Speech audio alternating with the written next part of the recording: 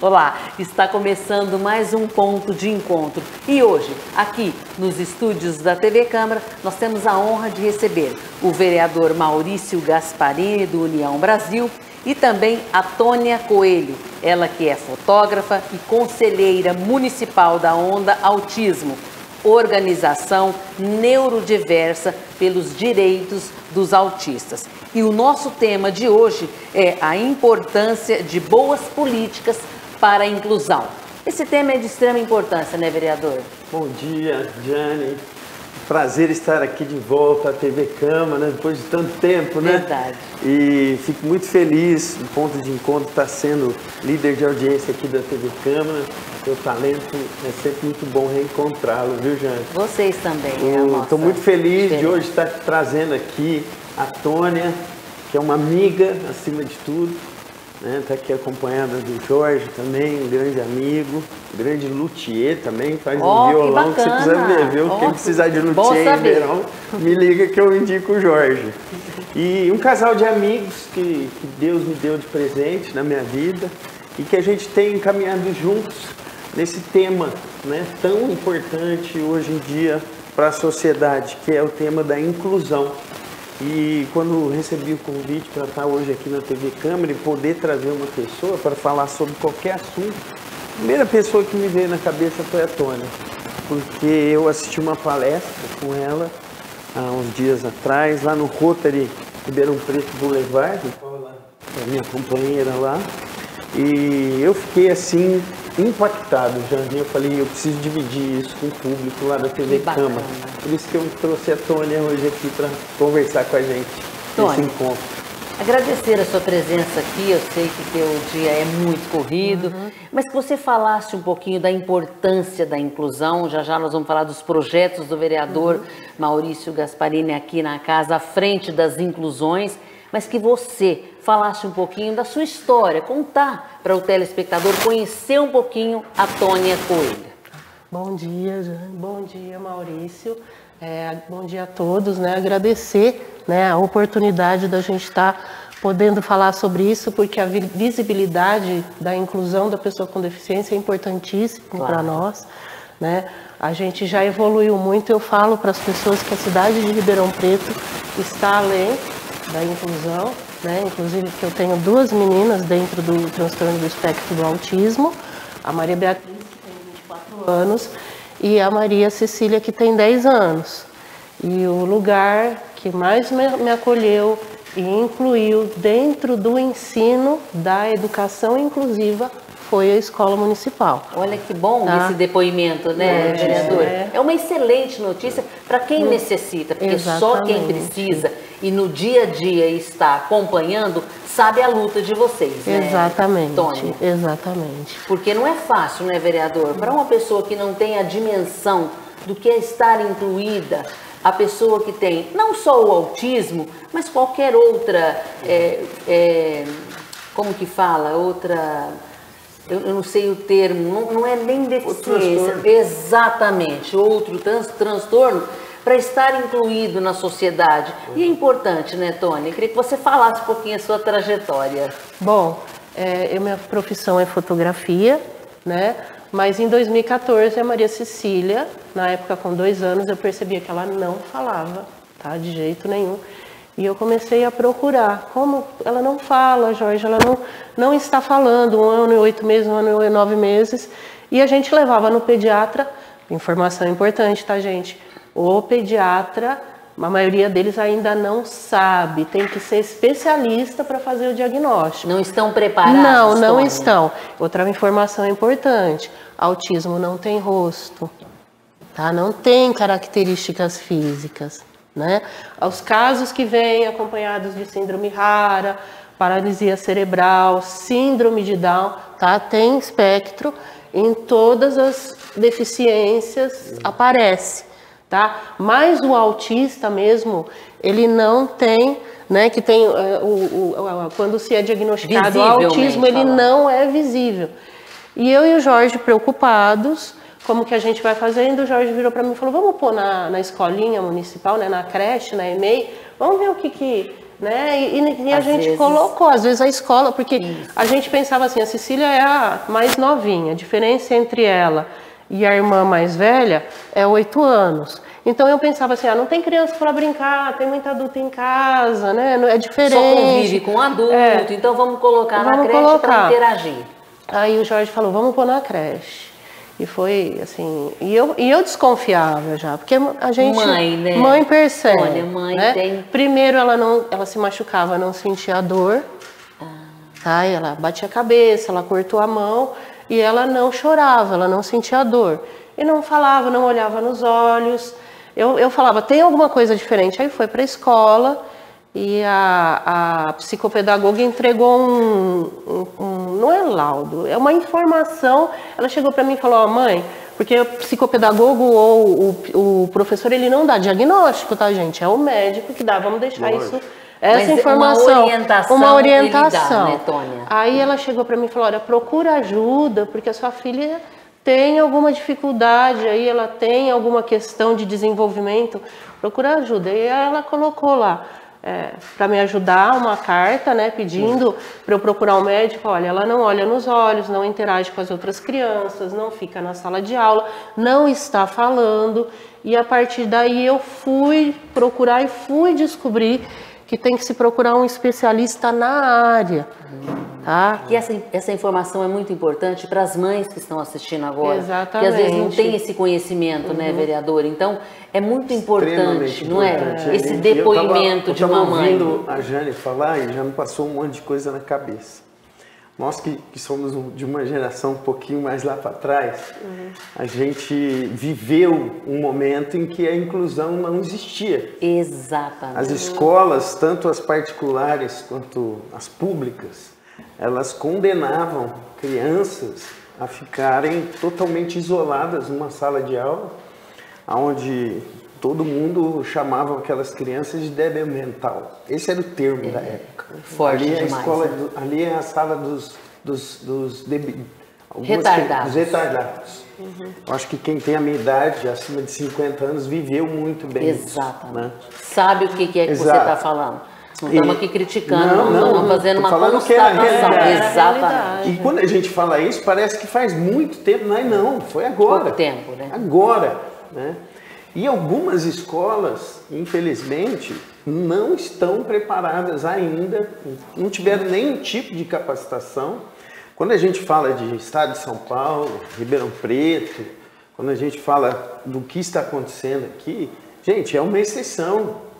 A gente tem uma triste realidade da educação no nosso país, que não consegue dar educação para as nossas crianças. Quiçá uma inclusão que demanda muito mais esforço. Sim, e quando a Tônia professor especializado, quando a Tônia estava aqui falando, eu falei, olha a rede envolvida nesse processo para se reconhecer um diagnóstico, né? A primeira pessoa que procurou a Tônia foi a professora.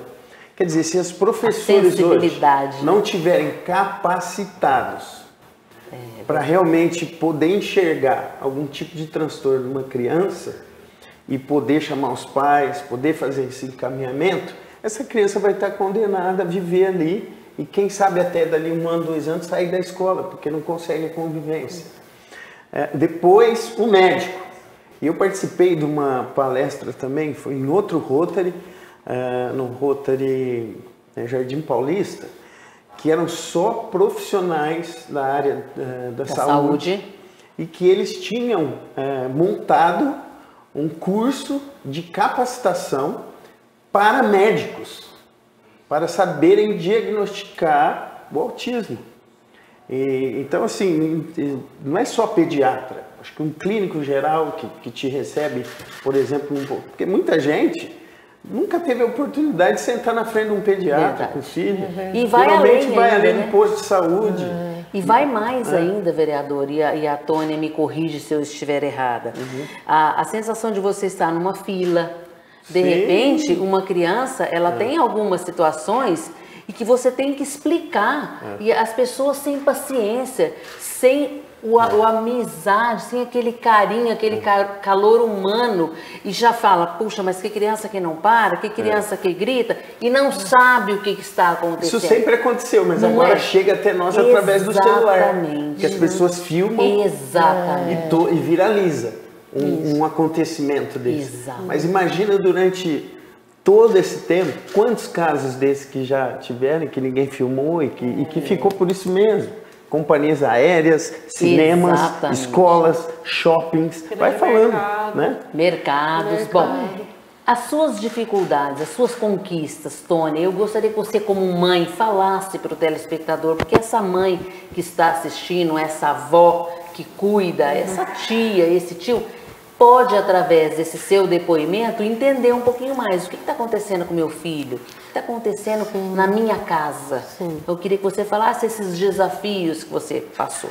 Sim, quando eu recebi o diagnóstico da Cissa, só tinha uma clínica em Ribeirão. Hoje, Ela tinha quantos anos? 2 anos. 2 aninhos. 2 anos.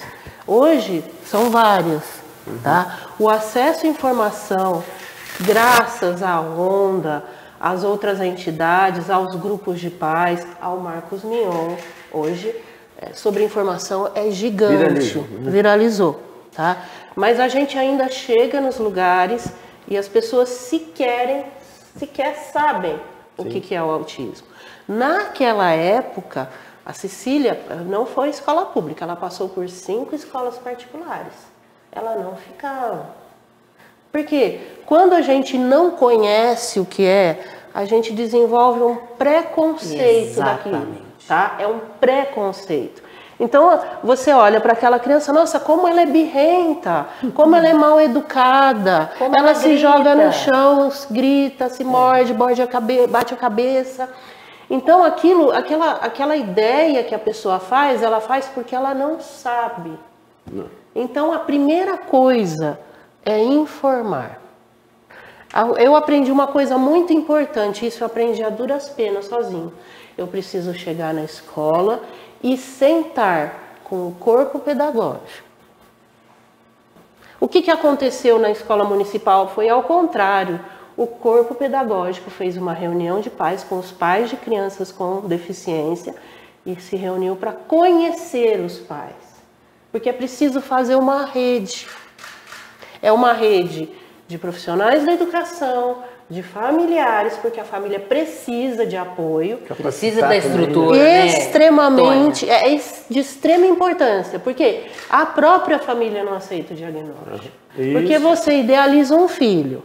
Aquele filho foi que a Cissa teve autismo regressivo, tá? Ela brincava, ela sorria, ela interagia, de repente ela parou, como se ela tivesse congelado, como se ela tivesse desligado. De repente, Tom. De repente. Isso chama autismo regressivo. Tá? A criança está interagindo, de repente ela... Por quê? Porque as podas neuronais dela, é muita coisa para explicar, mas eu vou resumir.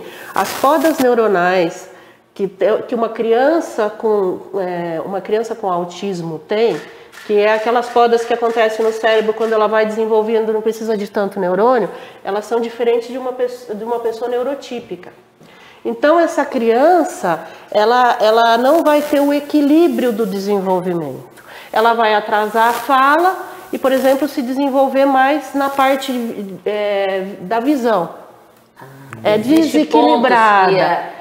E o autismo, ou a criança autista, ela consegue superar, Tônia? Ela consegue. Até os 7 anos, o nosso cérebro ele tem uma neuroplasticidade sensacional. A Cícia não tem a área da fala no cérebro. Mas eu e o Jorge descobrimos que ela gosta de música. Olha que delícia. E ela foi fazer a musicoterapia. Ela não falou, ela cantou. Depois ela passou a falar.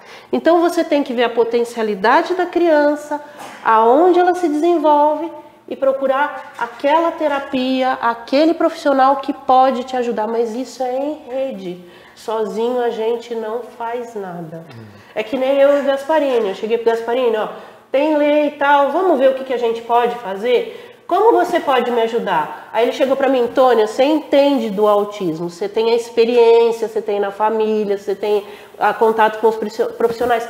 Como que você pode me ajudar? Então, um ajuda o outro. Que bacana. E foi um tema importantíssimo que você tocou agora com o vereador Maurício Gasparini, que tem um projeto de lei de sua autoria, tamanha a sua sensibilidade. E você foi buscar no próprio depoimento da Tônia. Que bacana, vereador. Parabéns por mais uma iniciativa sua. Jane, aqui eu sou instrumento.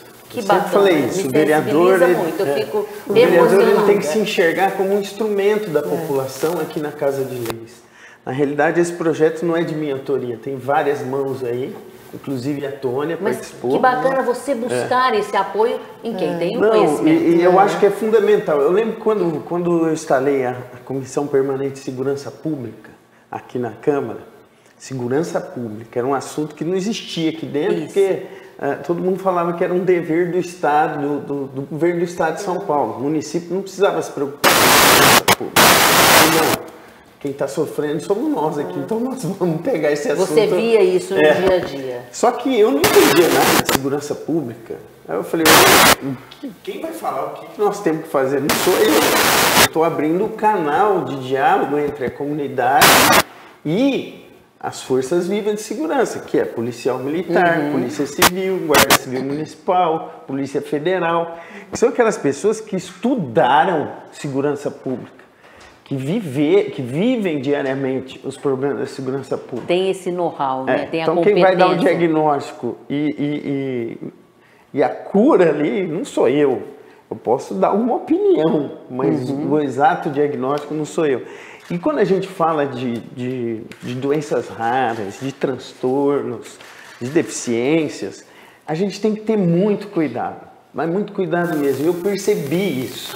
Porque muita coisa que nós, principalmente da minha geração, eu venho de uma geração que não viveu nada em termos de inclusão. Pelo contrário, a gente vivia intensamente a exclusão. A exclusão, é verdade. Simplesmente a gente fazia assim, ó.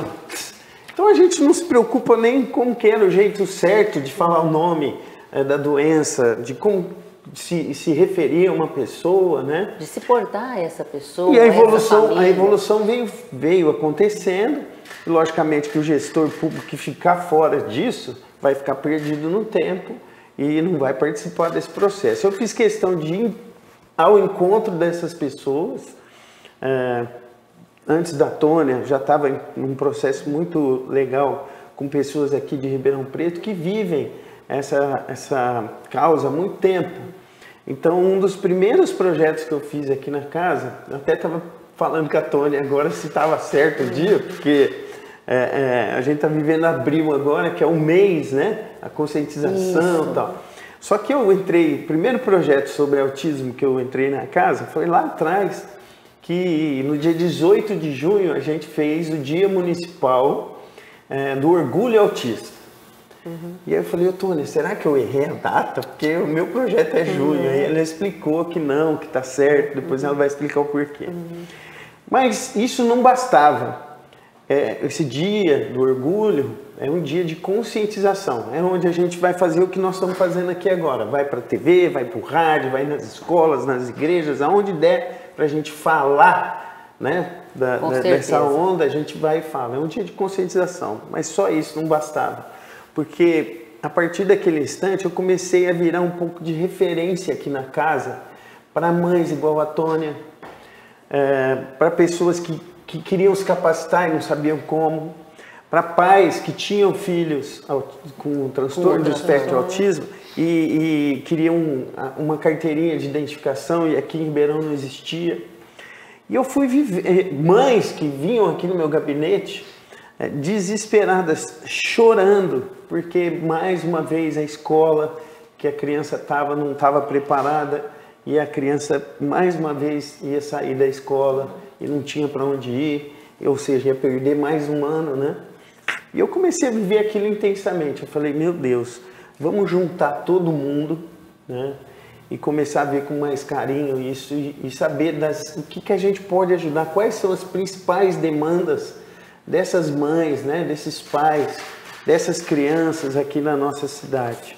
E a partir de então, a gente começou a estar mais próximo dessas redes de apoio aqui do Ribeirão, que na época ainda eram escassas. Eu estou falando de 10, 11 anos atrás, tá? Meu primeiro mandato. A gente não tinha nem muito o que fazer. Era outro governo ainda, né? Eu não tinha muito acesso ao poder executivo, eu era oposição. Então a gente ficava mais na área vamos falar assim, na área do grito, de socorro pelas exatamente. pessoas, do que pela execução. Mas graças a Deus, depois de um tempo, a gente conseguiu se fortalecer, essa rede. Unimos não só a área do autismo, mas a área da síndrome de Down, a área de todo um grupo, toda uma ONG, a área né? Tem de várias doenças raras. Isso. Existem pessoas aqui em Ribeirão que sofrem de doenças raras. É um caos a vida deles. Até outro dia era um caos. Agora a gente começou o mesmo processo. Já fizemos um dia de conscientização de doenças raras. Conquistamos algumas demandas que estavam represadas junto à Secretaria da Saúde. Porque nem remédio tinha para tratamento aqui na nossa cidade de algumas doenças raras. E muitas dessas doenças ainda continuam sem ter acesso ao medicamento que essas pessoas precisam. E com relação ao autismo, a Tônia acabou, dentro desse caminho que eu estou vivendo, sendo a minha principal base. E até que chegou o dia desse projeto de lei, que eu falei, Tônia, agora eu vou te dar uma missão. Você traz aqui um projeto de lei para a gente fazer. E foi assim, acertado. Eu até estava comentando com ela agora. Eu tenho muito orgulho dessa lei. Ribeirão foi uma das primeiras cidades do Brasil a realmente implantar essa carteira. E eu vi acontecer. Quando a gente votou essa lei, demorou depois quase 2 anos para nascer a primeira carteirinha. Que é a pergunta que eu faço agora para a Tônia. Que nem estava preparado o sistema. Exatamente. Ainda. Então você conquistou, você conseguiu. Mas e esse processo, Tônia? O processo foi... Porque é um processo lento. Mas aí sai a primeira carteirinha. Como é que é feito isso? Muita gente que não tem ainda carteirinha. Exatamente. Nem Você sabe. fale para aquela mãe que tem um filho, para aquela família que tem alguém que tem essa carteirinha, que existe, que ela pode, que é direito adquirido dela.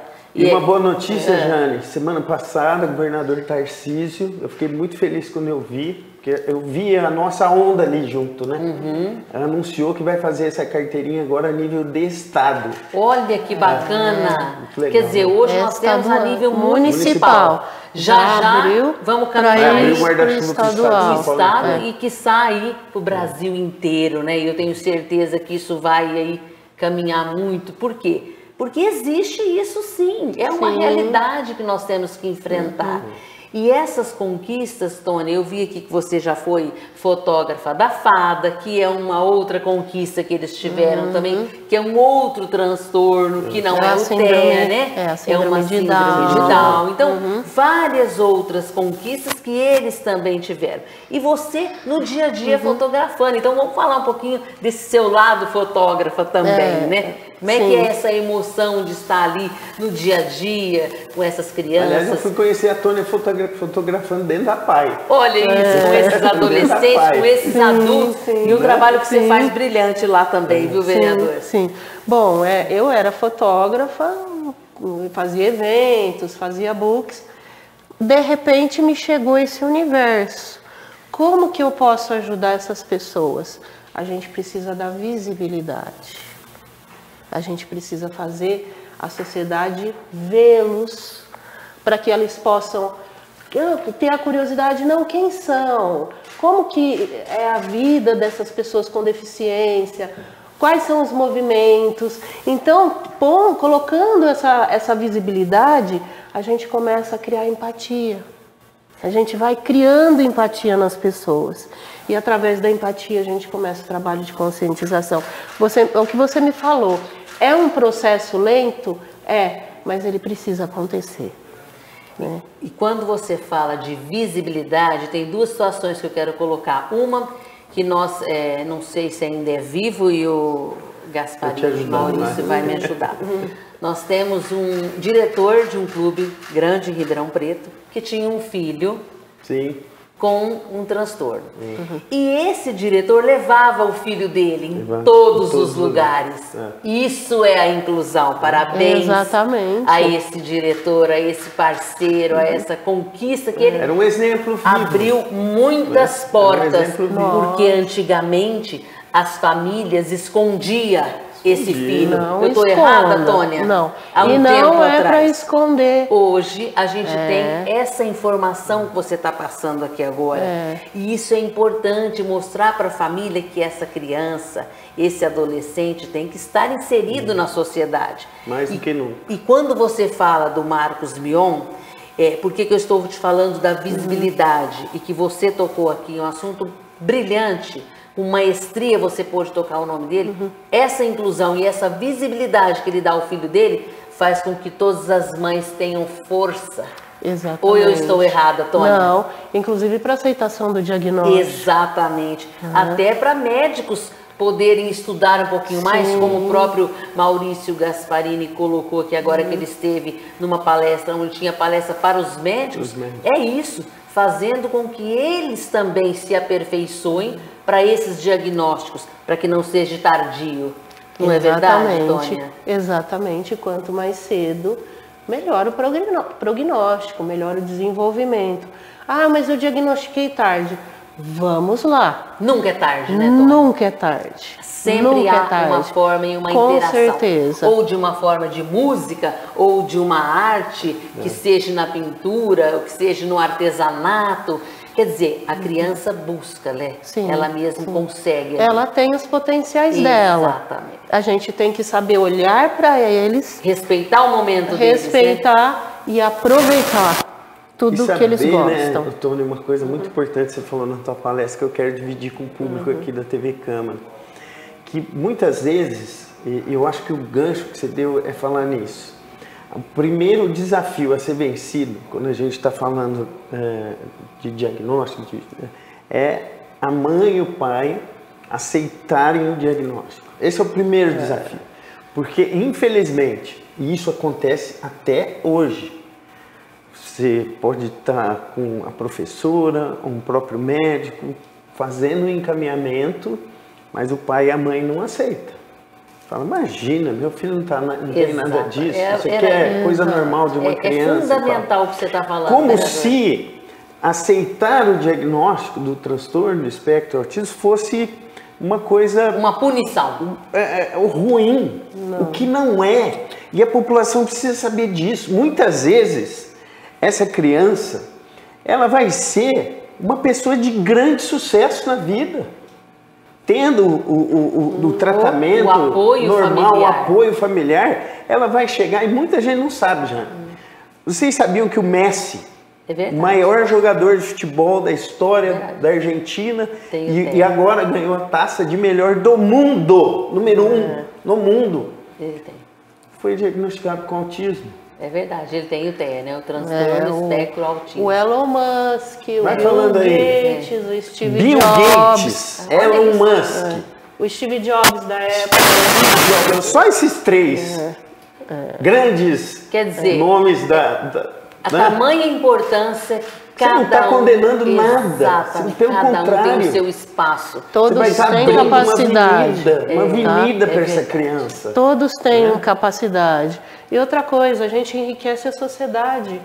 Por um todo. A sociedade desenvolve empatia, que é tão importante nos dias de hoje. A gente precisa aprender a empatia. E quando ela fala que a criança tem dificuldade no falar, ela tem dificuldade num talento, mas ela muitas vezes potencializa outros talentos. Exatamente. O da audição, o da cognição, várias coisas. Por isso que você tem um Messi, por isso que você tem um Bill Gates, por isso que você tem um Elon Musk.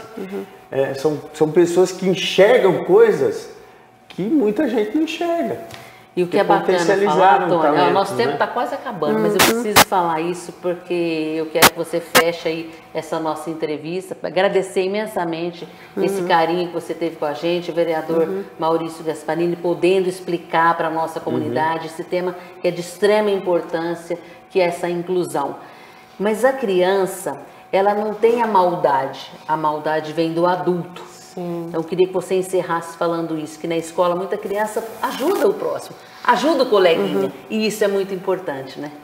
Isso tudo a gente modifica, outra vez, em rede, na conscientização, no desenvolvimento do olhar para o outro, na empatia. Tá? E para que tudo isso aconteça, por maior que sejam as dificuldades, por maior que sejam as barreiras, e vou falar de lei agora, porque nós temos as barreiras atitudinais.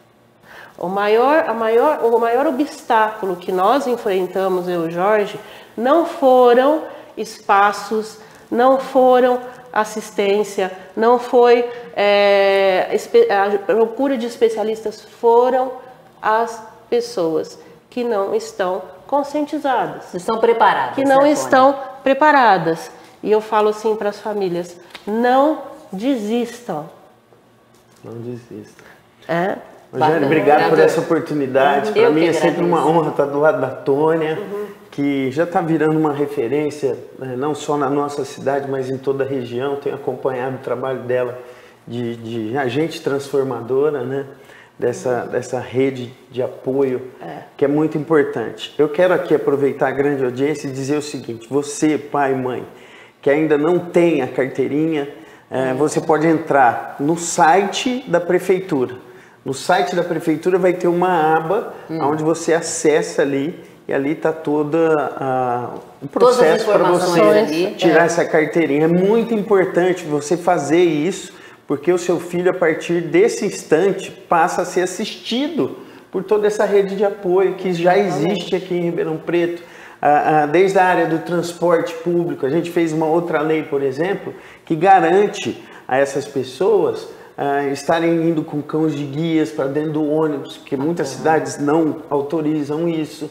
E então ela tem várias documentada, ela vai, estacionamento e várias outras coisas. Então, né? é o site da prefeitura, vereador? O site da prefeitura já tem a aba ali para a pessoa poder tirar a carteirinha que tem o TEA. Bacana, tá bom? então. E ô Jane, agradecer mais uma vez e dizer para as pessoas que estão nos vendo, eu como vereador me sinto na obrigação de usar esse espaço aqui para isso agora.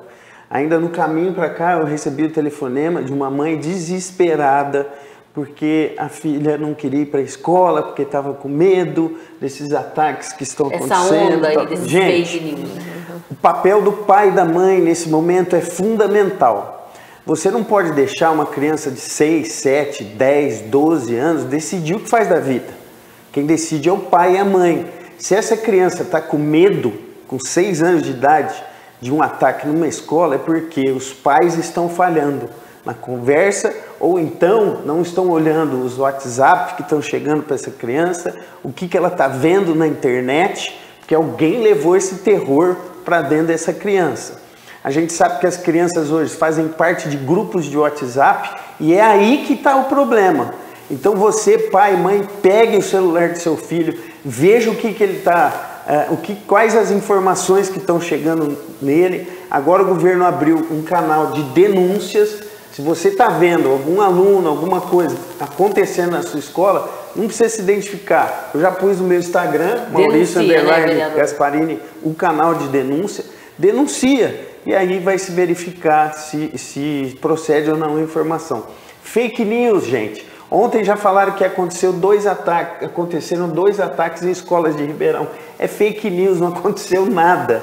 Graças a Deus, nossas escolas nunca tiveram uma ocorrência nesse sentido na história aqui em Ribeirão. E está sendo muito bem monitorado agora. Então, está passando por algum momento de aflição, pode me ligar, entre em contato aqui no nosso gabinete, ou se não pelo meu Facebook, Maurício Gasparini, meu Instagram, Maurício_Gasparini, que toda a minha equipe já está capacitada e preparada para te dar todo o apoio, tá bom? Muito obrigada mais uma vez. Nós vamos ficando por aqui com mais um ponto de encontro e eu espero vocês a semana que vem, se Deus quiser, até lá.